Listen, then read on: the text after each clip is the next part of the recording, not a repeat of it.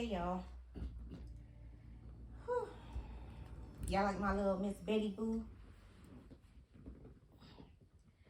Whew.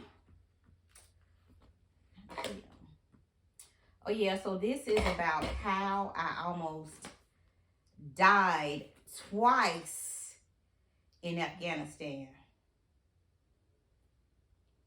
And you're not gonna believe how I almost died. You're not gonna believe, but I had a dream. I had a dream because I was sitting in Afghanistan, sleeping in a tent, right? We were working 12-hour shifts. So I went to bed one night. I had a dream that it was a white missile coming down at us. And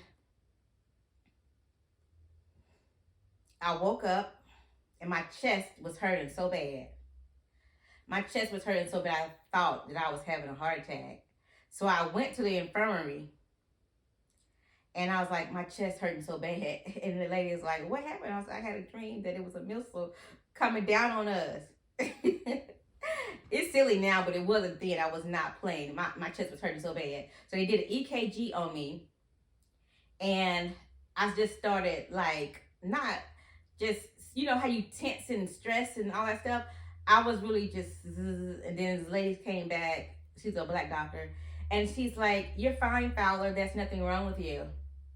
And I was still like tensing up, like, and she said, Fowler, you're fine. There's nothing wrong with you. And then I kind of released. And then she looked at me and she released.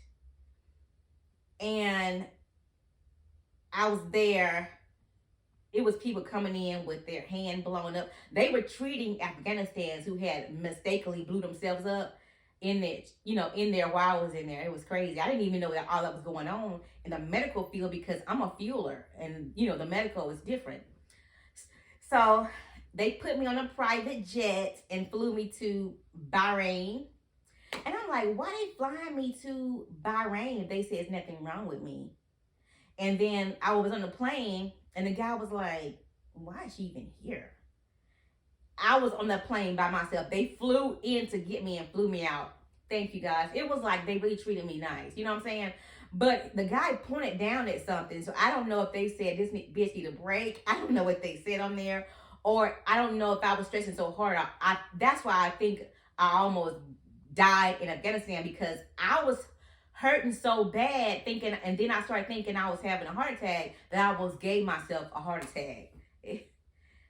Yeah, so I almost gave myself a heart attack. And they had me in another place for a week.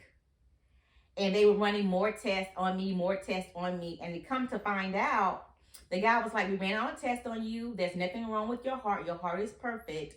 But you do have an ulcer. That was the pain. Okay, that's fine.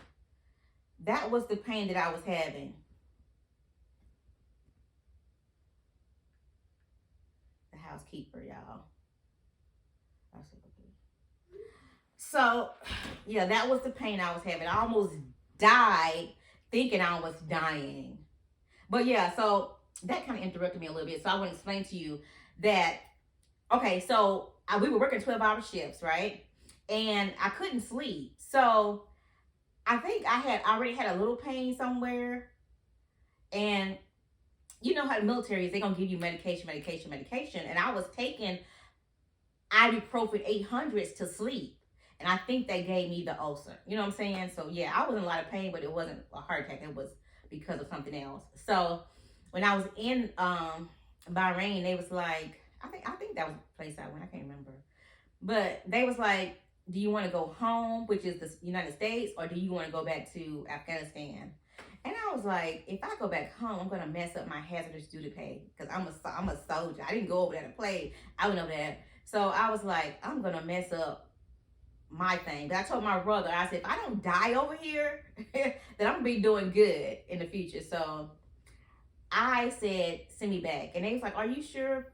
are you still having any pain? And I was having pain, but I was like, if it's not nothing serious, and I just go back. So I told them no, just send me back. So they sent me back, and I finished my whole tour in Shindat, Afghanistan. So that was the first time I almost died in Afghanistan. The second time, I was off work because, like I said, they gave us 12 hours. I was off work and I caught a bus. They have a bus that goes around and it takes you to basically like sightsee. But the bus had taken us before to a store on the Afghanistan side. And so on this day, it was so many people on the bus. But when we got to the store area, the guy didn't drive us up into the store. He drove the bus like a few feet away, but it was in between the Afghans post and where the Americans can go. And so it was a tree right there. And the guy was like, well, this is where you want to go to the store. I was like, I thought he was going to drive up there. And he was like, no, this is it. I can't remember the guy's face.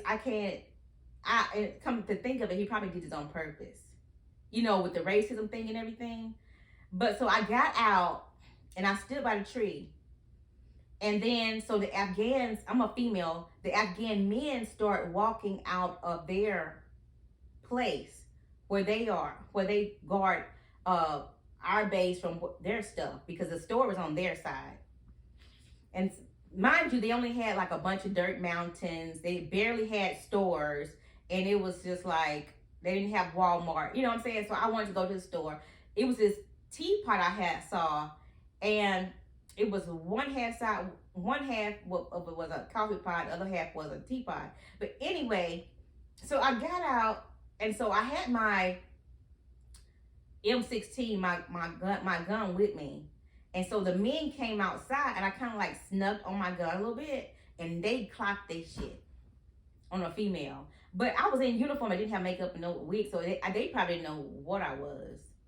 You know what I'm saying? A girl, a boy, they didn't care. You know what I'm saying? And you cross this line, you get messed up. And just so happens, a black lady pulled up and said, what are you doing over here? And I was like, I was going to the store, but the guy from the bus wouldn't take me over there.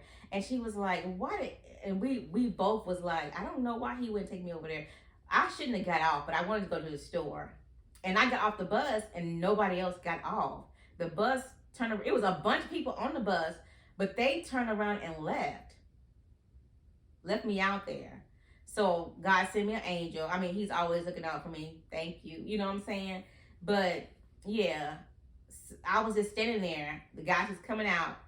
I heard the dude clock his shit. And then the lady pulled up and was like, what are you doing out here? And she took me back. And that was the second time that I almost died in Afghanistan. Yep. So I had bought a Rolex there before, and I brought it home, and I gave it to my brother, and oh my God, he was like on the floor. Oh, thank you. And it was from one of their stores, so I didn't want to tell him the thing was fake because his like reaction to the Rolex.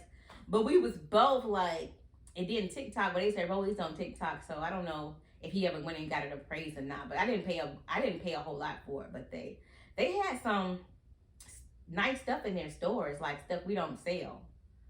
So, yep, that was the time, the two times I almost died in Afghanistan.